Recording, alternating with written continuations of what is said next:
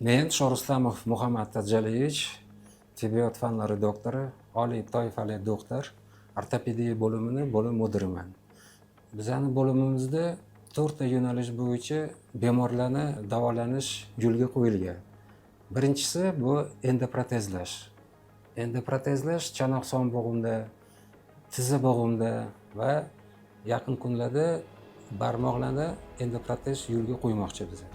Ikkinchi yo'nalish bu atroskopiya. Atroskopiya bu degan maloinvaziv usulli operatsiyalar. Tizza bo'g'imda, yelka bo'g'imda oldin agar katta kesim bilan operatsiyalar bo'lgan bo'lsa, hozir kichkina 1 santimetr kesim orqali portlar ichiga kiradi va televizorda ichini qarab doktorlarimiz operatsiya qilishadi.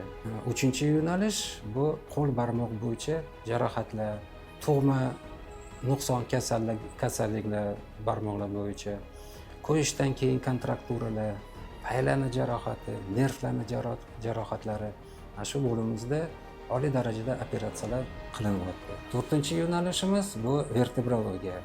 Vertebrologiya bu bel kasalligi.